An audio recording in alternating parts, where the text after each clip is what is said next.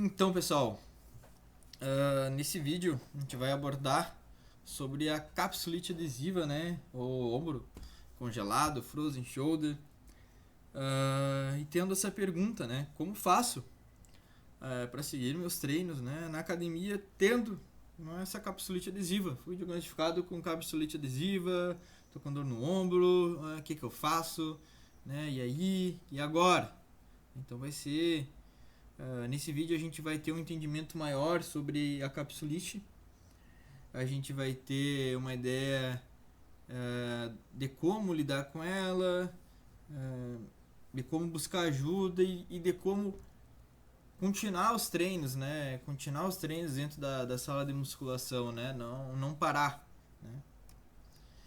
Então a gente vai ter, vamos analisar essa temática com o intuito de como eu personal, né? Então como eu personal ou eu ali, indivíduo que vou na academia, então como é que eu vou, como é que o personal vai elaborar o treino, como é que o personal vai colocar aquele aluno em atividade sem deixar ele ficar parado, ou como eu, que sou aluno, que vou ali na academia, mas às vezes tem uns instrutores que mal sabem, né, como é que eu faço para eu mesmo por conta ir treinando, ou eu ter um pouco menos de receio, né? Porque às vezes a gente tem uma dor, uma coisa e acha que, pô, tem que parar tudo. E não é bem assim, né? Então a gente vai entender o que é a capsulite, né? Então, através dos artigos, né, fui dando uma pesquisada e a gente eu fui tendo um maior conhecimento, um maior esclarecimento. Também tive um tempinho atrás um curso, né, com um fisioterapeuta renomado aqui da minha cidade e onde também foi passar um conhecimento sobre essa temática, né? Então, o que é a capsulite, né, adesiva do ombro, né, o ombro congelado? É um processo inflamatório fibrótico, né, cujo os principais sintomas são a dor, né, rigidez e a perda de mobilidade articular. Então, o indivíduo vai começar a sentir dor para fazer aqueles movimentos que ele estava acostumado a fazer. Ele vai sentir que o ombro está travado, fazer um pouco de força, não vai. Ele fica extremamente, né, rígido, vai forçar, vai colocar o braço, forçar ali para cima e não vai, e tendo dor. Isso é um dos sintomas, né, praticamente os sintomas ali da capsulite adesiva. É claro que tá com uma dor no ombro, algo estranho, sentiu que perdeu um pouco da mobilidade, o que a pessoa vai fazer? Vai ter que procurar ajuda. A gente tem que procurar ajuda para ter realmente certeza daquilo que a gente tem, né? Tomando uma aguinha aqui. Então a gente tem que procurar ajuda. A gente tem que procurar ajuda, né? Por ser relacionado à capsulite adesiva, né, uma aderência da cápsula, a ter uma inflamação, consequentemente, né, antes, né, bem antigamente, se acreditava que essas aderências, né, essa inflamação era tratada com o quê? Tratamento onde tinha alongamentos onde levava o paciente, né, o indivíduo à dor. Então procurava ali mobilizar, alongar, não estando nem aí. No caso que, tipo, cara, vamos botar para movimentar isso daí. Vamos quebrar essas aderências, vamos soltar essa estrutura. E os estudos apontando que não. Os estudos apontam, né, que, cara, não tem nenhum benefício isso, né? Não vai trazer benefício nenhum. Ao contrário, vai trazer malefícios. Essa doença, vamos dizer assim, né, esse problema, a gente vai ter o ombro primário, né, o que é uma causa desconhecida, né, que é o ombro congelado idiopático. Essa causa desconhecida, que tem maioria ali são mulheres entre 40 e 65 anos, né, então a gente não sabe a causa. E também tem o secundário, né, associado a diabetes, distúrbios da tireoide, né, tem acento ali, ó, errei de novo, ó, acidente vascular cerebral, outros traumas e enfim. Uma das coisas também que é bem interessante foi proposto a questão de classificar também o atual estado do ombro pela irritabilidade do paciente, né? Então, baixo, moderado, alto, para que com isso seja mais fácil uma tomada de decisão, né? Para as melhores intervenções, né? Para a reabilitação. Aqui tem uma tabelinha, né?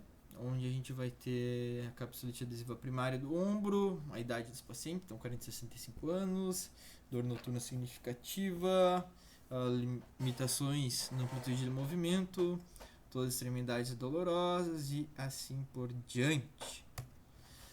Foi classificado, né? Teve uma classificação no Rivers, acredito, acho que foi na década de 70, se não me engano, onde tinham estágios de dor. Então tinha o primeiro estágio, o segundo estágio, o terceiro estágio, onde de forma linear esse ombro, né, ele iria melhorando, independentemente de ser tratado ou não, ele teria uma linha do tempo onde ele ficaria praticamente, né, ou totalmente recuperado. Então teria a primeira fase, a fase de congelamento, na qual a dor piorava, de 10 a 36 semanas. A fase 2, onde atingia o pico de rigidez, entre 4 a 12 meses. E no terceiro estágio, onde começava a melhorar, de 5 a 24 meses. Né? Então teve uma classificação, e nessa classificação foi passado isso, que o ombro, né, que é a capsulite adesiva, ela tinha um processo linear onde no decorrer do tempo ela iria melhorando. Mas será que é tão bonitinho assim, né? Então coloquei o Zé bonitinho ali, ó, fazendo uma graça.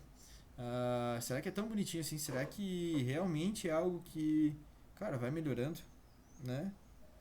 E, cara, nenhum estudo, né? Foi feita aqui uma revisão sistemática, né, da história natural do aqui, ó, revisão sistemática da história natural do ombro congelado, né? Fato ou ficção, né? E, cara, a conclusão foi que nenhum estudo demonstrou um padrão, né, de recuperação consistente com essas fases, né, teóricas, né, de dor e rigidez. Cara, não tem.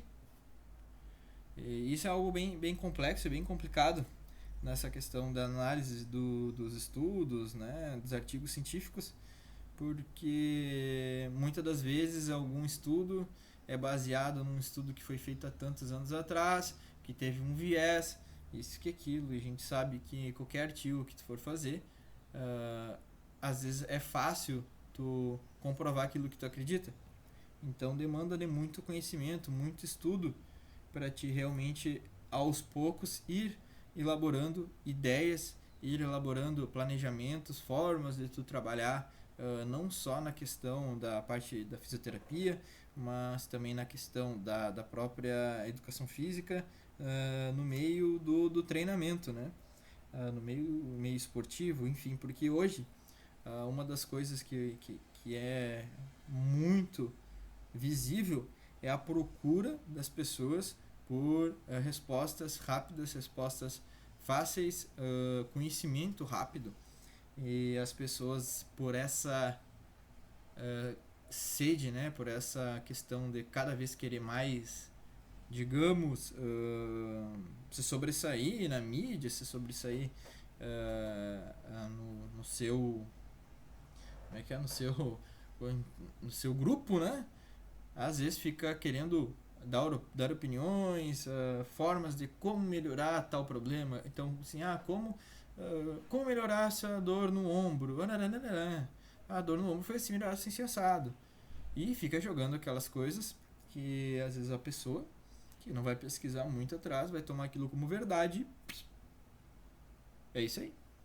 Então a gente tem que demandar um tempo e tem que ter a humildade de talvez reconhecer que talvez aquilo que tu está passando pode ser que futuramente não esteja certo, ou pode ter algo que tu não viu, deixou passar e que está errado, e está tudo bem. Tá todo mundo querendo somar para ter um conhecimento e levar a saúde às pessoas. Nesse estudo também, né, foi montado, aqui nesse gráfico aqui, ó, não está aparecendo, mas eu vou arrumar aqui, ó.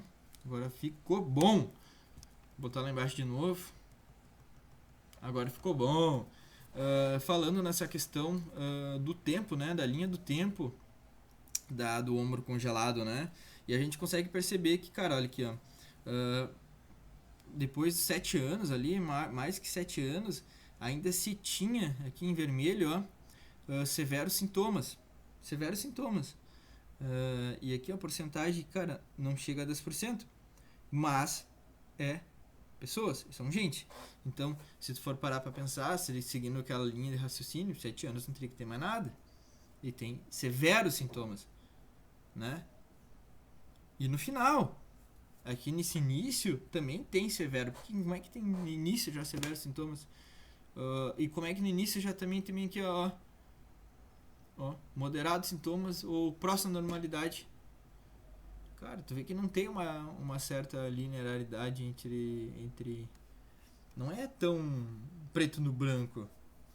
Não, vai ser assim assado, depois daqui tu melhora. Cara, isso gera uma frustração para aquele paciente que fica. Bah, quando vê o cara tá lá, já passou tanto tempo, o médico, o fisioterapeuta falou que a partir dessa data ele já estaria melhor, ele não tá. Puta merda, e aí? E aí? Né? A gente tem que ter o certo. A certa empatia pelo indivíduo, né, cara? Que a gente tá tratando. E o que a gente esquece, né? O que a gente esquece quando tem alguma dor, uma lesão? Essa questão da gente não entender que muitas das vezes, muitos problemas que a gente tem, muitas dores, são relacionados ao extra academia, dizer, o extra, a pessoa, ela se alimenta mal, ela ingere bebida alcoólica não diariamente, deve ter muita gente que é diariamente, né?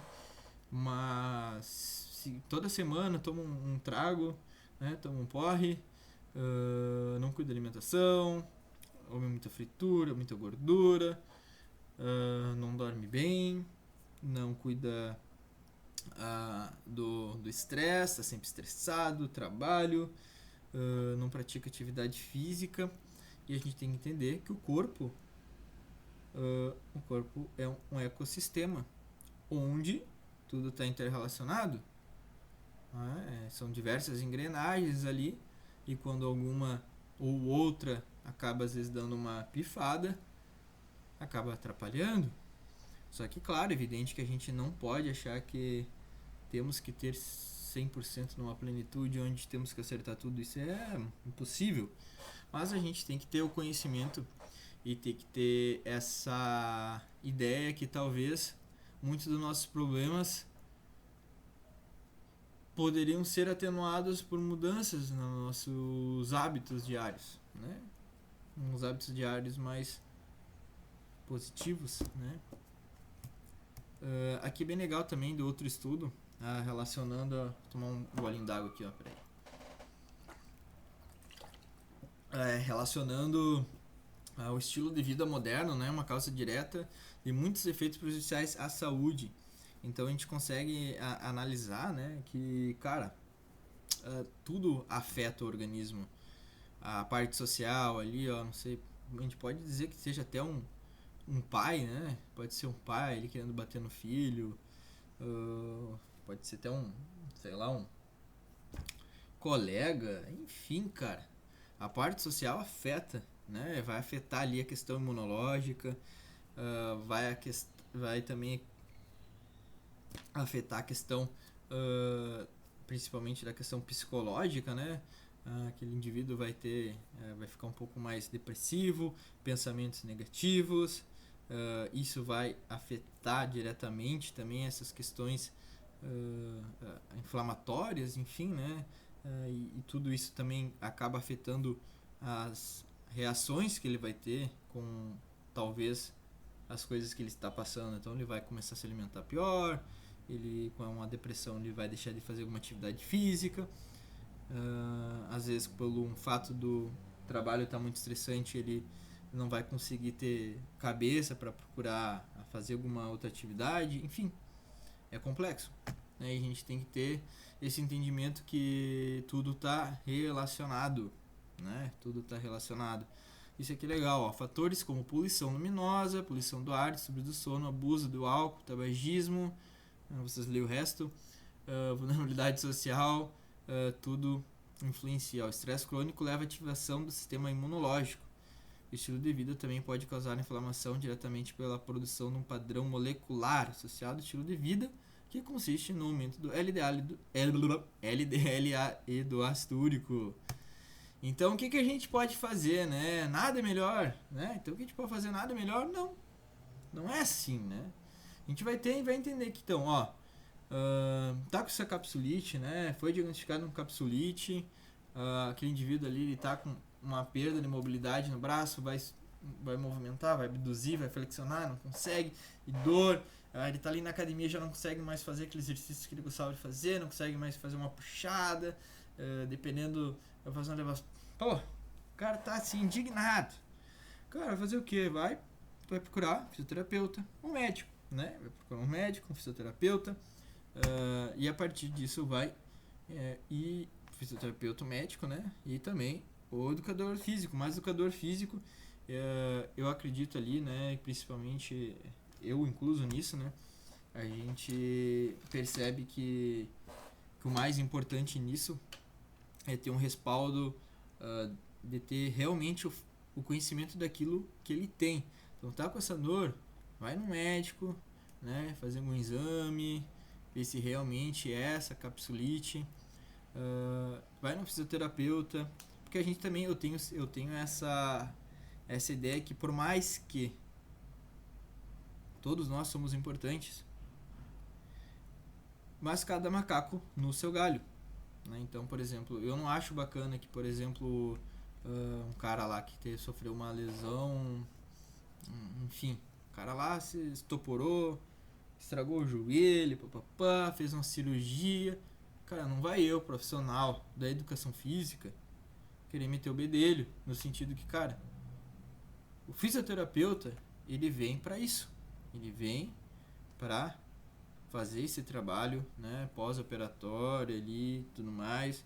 Depois, quando ele tiver liberado para ir para a prática esportiva, ir para o fortalecimento, vai entrar o profissional da área da saúde ali com esse viés, mas cada um tem que estar no seu galinho.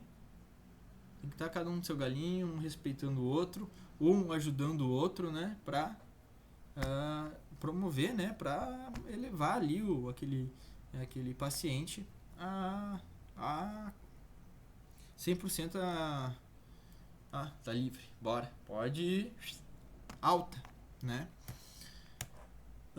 Então o que a gente pode fazer dentro da sala de treinamento, né? Tu recebeu ali aquele aluno, ou tá com aquele aluno com irritabilidade, a gente conseguir analisar, né, em qual grau de irritabilidade que ele está, numa irritabilidade alta, média ou baixa, né?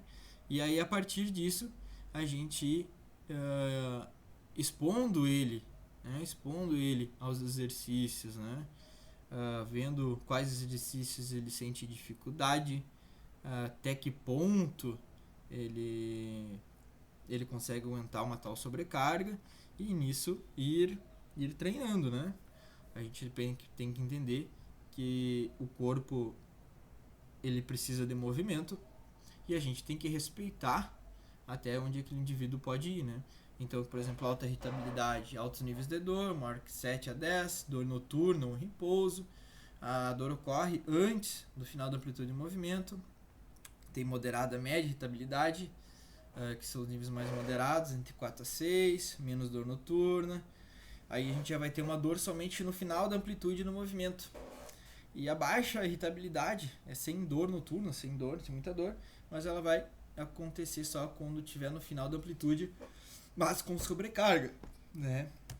E então o que a gente pode fazer da sala de treinamento é procurar mobilizar essa estrutura do ombro, né? Respeitando a dor do aluno e trabalhando com o que conseguimos. Basicamente é isso. A gente vai ter que seguir o treinamento. Não pode parar. Mas a gente tem que ter esse entendimento de não extrapolar, né? No próximo vídeo eu vou trazer alguns exercícios que a gente possa ir fazendo com esses alunos, né? Dentro da sala da musculação, ou até mesmo ou em casa, para que aos poucos ele vá melhorando, né? E seguir o treinamento de força com os músculos dos membros musculares inferiores, né? Fazendo algum reajuste caso necessário, mas, cara, perna tá boa, né? O braço tá ruim, alguma amplitude de movimento, por exemplo, não consigo fazer puxada, remada dá, faz remada e segue o baile, tá ligado? É mais ou menos isso. Então no próximo vídeo a gente vai ter um compilado ali de alguns exercícios que a gente possa ir fazendo, né? Com os diversos avanços ali, progressões. E basicamente isso, né? Qualquer dúvida, qualquer questionamento, deixe sua pergunta. E é isso aí.